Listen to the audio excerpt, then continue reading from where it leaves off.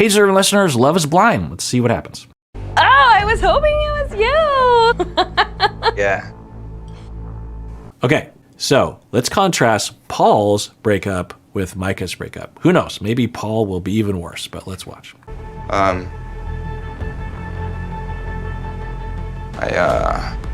So I can't really hear you. You're kind of mumbling. I've got to tell you, we have to. I can't. So at the very least, he's exhibiting that he understands the weight of the situation more than, well, Micah didn't do it at all. But he is, through his difficulty getting it out, is an indication that he cares, that he understands that this is going to be a big blow to her, and he doesn't want to hurt her. That's what is being communicated. So already it's miles beyond what Micah did. You what? I want you to know that I really do believe that what's best for me is also what's best for you. Of course, yeah. You're everything I would want in a partner.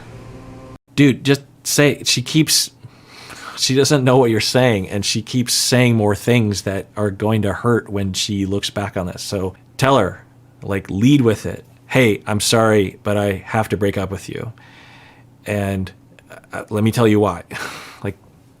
It hurts. It's hard. Now, it's understandable. He doesn't want to hurt her.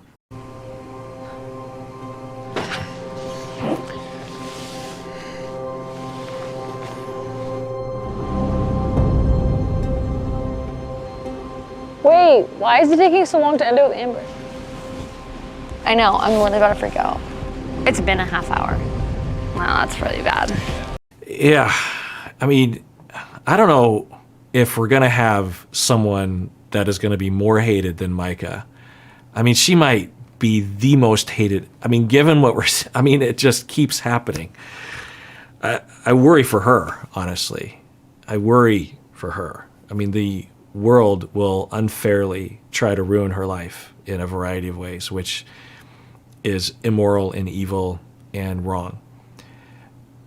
She is just, she's just lobbing the ball over the plate so the internet can hit it out of the park. She is I feel bad. She's exhibiting some troublesome behavior, but not, in my book, deserving of people hate. I mean, anyway. So right now she's, and Irina, her partner in crime, are like, oh my God, it's taking so long. Why doesn't he just break up with her already and just dump her? And yeah, contrasting this season, people in Seattle are good people. I just want to say. Please do not generalize this. It took me 2 seconds to end it with Kwame. Dude, what the fuck is going on in that pod? And then she says that. It took me 2 seconds to end it with Kwame. So that's something you're proud of? It took me 2 seconds to ruin someone's life. I mean, how long could it possibly take? Yikes. So wait, how old is she? She is 26. That's on the younger side of the group. Irina, I forget how old she is. Didn't write down my notes. If I didn't know better, I would think I was hearing the words of a 13-year-old or someone around that age. Not an adult. Not someone that has developed in their understanding of how other people feel or your responsibility to other people and how they feel. It does seem immature, does it not? It seems, if you heard this story, you would assume at least high school, if not middle school, right? Not to denigrate people in high school and middle school at all. I mean, lots of mature, lovely people who absolutely recognize their responsibilities, but, on average, it's going to be a younger thing. So are they stuck in that age? I don't know. Something weird's going on here. Amber, I want you to know that the connection that I have with you is real, and I do love the person that you are. I don't know. What don't you know? I don't know. My God, now I'm frustrated. Tell her. You're just being what? So, I don't know. Paul has some interesting qualities as well, like some, I don't know, it's hard to put a finger on, some kind of, what word would I put to it? Similar to Matt in the first season, this kind of performative nature. There's not a lot of data there, but there's a possibility that he both feels bad, which is, I think, real. I would imagine it would be. And he wants to come across in a certain way, and he's trying real hard, and he's focusing too much on that instead of just being authentic and real. There seems to be some kind of disconnect there. I don't know. I don't want to say more than that because I don't know more than that, but I don't know. But I'm frustrated. It's like, just tell her you're really stretching it out longer. And I get it. He feels bad, but just say it. And I will say that it is a known phenomenon among some people that their traumas are such that they have a really hard time breaking up with other people, such that they will be in a relationship for years, even though they absolutely want to break up, but they just can't do it because they feel bad. And there's no reason to believe that the person is going to abuse them or anything. You know, they just can't jump over that threshold. It's a big threshold. It's hard. It is hard to break up with someone. It is hard, especially when the relationship is significant, right? And you know you're going to hurt someone's feelings. It's hard. It should be hard because you care. So that's okay. That's normal. And I'm encouraged by that. But there are some people who will be paralyzed by that fear of hurting someone else's feelings. And no one wins in that scenario. The person that wants to break up has to endure a relationship they don't want to be in for a lot longer, maybe for the rest of their life when they don't want to be. And the person they're in a relationship with is strung along in a deceptive relationship that they believe is good, but the person who wants to break up knows that it's not good. So no one wins. You could argue that the potential partner for each person is also losing because you're not breaking up. So there's a lot of harm, but there are reasons for that. There's a lot of relational traumas that can result in that paralyzation under that shame, under that worry of hurting someone's feelings. I don't know how to say it, but I think there's only so far that you can take it with two people. Yeah, he's exhibiting that mild paralyzation. It's annoying. What does that mean? You can only take it so far with two. What are you saying? What is it? So every relationship is doomed because you can only take it. What are you talking about? To know that like the connection that I have with you is real, and I do love the person that you are. I don't know. What don't you know? I don't know. I don't know how to say it, but I think there's only so far that you can take it with two people. I think that I have to go with another connection. I really was not expecting this. I don't know. They often do word it this way. I'm going to go with someone else. I don't know why they don't word it like, I'm breaking up with you. It's a breakup. I don't know why. Maybe they're encouraged not to word it that way, or it feels weird because they're not in a typical relationship, but it is kind of like that, right? So be like, yeah, I have to end it with you. Because to say I'm going to go with someone else, to the person being dumped, it could feel like that they're being beaten by someone else, right? Instead of, like whenever you're in a situation like this and you are, say you're not exclusive, but you're dating a few different people and you find, well, I think this one person is really more pursuable as a relationship and this other person maybe not so much. You don't want to go to that person and say like, yeah, someone else beat you, right? I'm going to go with someone else. You just want to, just between you and them, just keep it, say, hey, I just don't think we have a future. I think you're great, but I'm just not feeling it for whatever reason. I'm sorry. I don't know why it is, but I'm just not feeling it. I'm really sorry. And I thought I could have it and I had a little bit of it, but whatever. I don't remember ever hearing that on the show where someone, it's often like, and it's a deflection, right? It's kind of an avoidance of just like, yeah, I'm going to go with someone else. And without acknowledging, so by implication, you're breaking up with me? Is that what I'm hearing? Oh, fuck. But I will commend him for exhibiting that this is painful for him and that he cares and that it hurts him. I don't know how much of it is getting conveyed through the wall because she can't see his body language, but compared to Micah, at least he exhibits empathy. I think I started to just believe that I would finally find, my person. And I'm really sorry. I don't like empty platitudes, so I'm not gonna say good luck. I'm not gonna say, I wish you the best, because I just really don't feel that right now. Yeah, good for her. You know, she had an impulse to say the nice, gracious thing, and she's like, yeah, I don't feel it. I don't want to be insincere. So, yeah, that's commendable. She's not saying, I wish you evil and bad luck, but she's like, I can't. It's hard to say. And it breaks my heart when I hear that from people on the show where they're just like, oh, I thought I finally was able to find someone. And you hear it in their voice. You know, Colleen would have this. Also, what was her name from the first season? JD or KJ or I don't know, KC? CK? The first season, the woman that Barnett broke up with, Matt Barnett.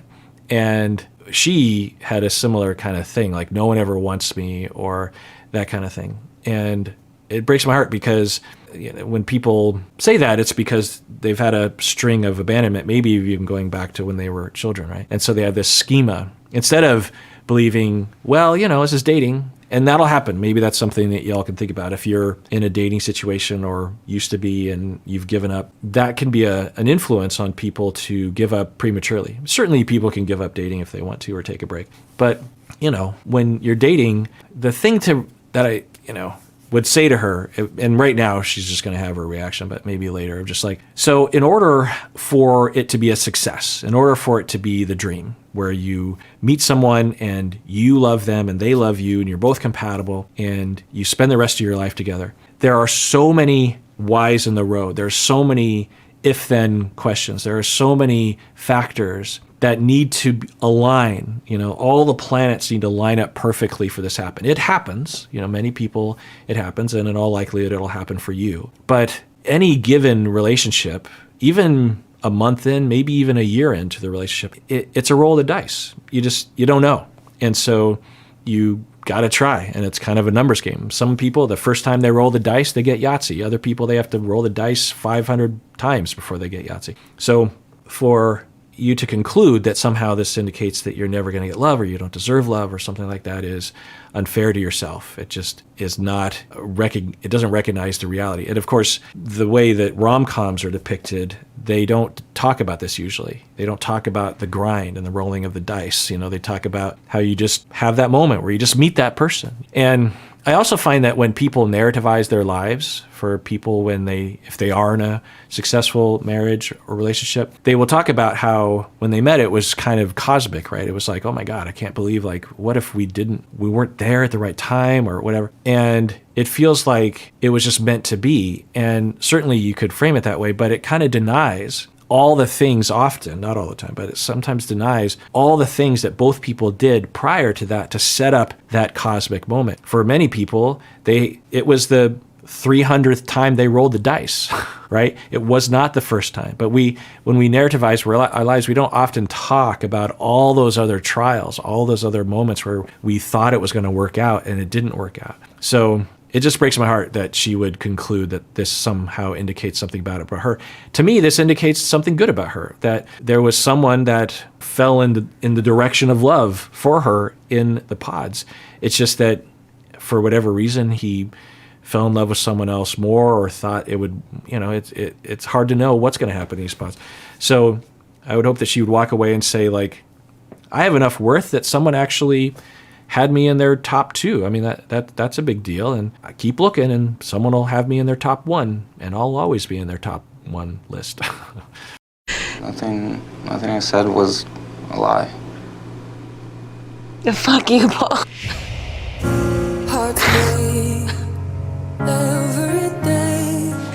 And that was good, that he's like, nothing I told you was a lie. He could follow it up. When I expressed that I cared about you, I did. I didn't know what to do. We've seen other people on the show will say similar things, and then she says F you. I think she's just being playful-ish, you know what I mean? Like, I don't think she's actually raging. I think she's just like, oh my God, that kind of attitude. I hope, because, I don't know. Why do I hope that? I just, breakups happen all the time. Breakups are happening after the first date, after the first year, after 10 years. They're happening all the time, and they're tragic, and they're hurtful, and they're awful. There's a lot of grief, there's a lot of pain, a lot of disappointment, and that's real. But what I often am hoping for is that it doesn't have any extra pain, that we don't add pain to an already painful situation, right? That's why I'm hoping that she is recognizing that they did have something and it was real, that he didn't lie, because I don't think he did, and that she is worthy of love, and that she's not a bad person, and that she doesn't have a bad picker, as some people will conclude, and that they had a connection, but he had a deeper connection or something with someone else. And, you know, that happens sometimes. Maybe even they could be friends. They found a connection in one way. Maybe they could be friends. Maybe. I don't know if Mike would be cool with that. I'm really having really bad anxiety right now. I just got played like a fiddle. Okay, what do you want to get back with Kwame? Shut the fuck up. That's not the point. Yeah, okay. So now she's starting to talk from an emotional place, Micah, which is good. She's like, I'm freaking out. I'm scared. Okay. That's okay. And let's rewind that. What'd she say? I'm really having really bad anxiety right now. I just got played like a fiddle. Okay, what do you want to get back with Kwame? Shut the fuck up. That's And then she says, I just got played like a fiddle. What are you talking about? I mean, I get it, because to her, breaking up with someone just requires one or two sentences and then you just move on with your life. So she can't relate to having to break up with someone that takes longer than that. If I were her, I would consider this to be a good sign. Paul actually has a heart and is taking his time and giving it a space, you know, to grieve and to let her down easy, that kind of thing. So she receives and then she says, I'm being played like a fiddle. And then, of course, Irina says, do you want to go back to Kwame? My God. Micah is exhibiting some pretty troublesome behavior, but Irina is, it's on another level. Yeah. That's not the point. Why the fuck would they still be in there? You should walk in there and be like, what the fuck, Paul? And now I just feel bad for Paul, because he had a genuine connection with Amber, and Amber seems like a much more likable human being. And now Paul is going to be with Mike. Yeah, you're just watching someone like, no, you don't see what we can see. It's like watching a horror movie, right? And you don't go in that room. Bye, Paul. The feeling of, you know, not being picked is painful. My previous marriages didn't work out because it wasn't with my person. I could be in love with people and it doesn't work out. I'll be okay though. I really will. It doesn't sound like it, but I will be. Yeah, it's good. It's good. She seems like she's grieving in a healthy way. She's sad. It hurts. She's crying. She's thinking about the big picture, but it doesn't sound like she's concluding disparaging things about herself, which is good. At least that's the way it sounds. Okay, now, a good human being would go up to her and say, I'm sorry, or I don't know, something.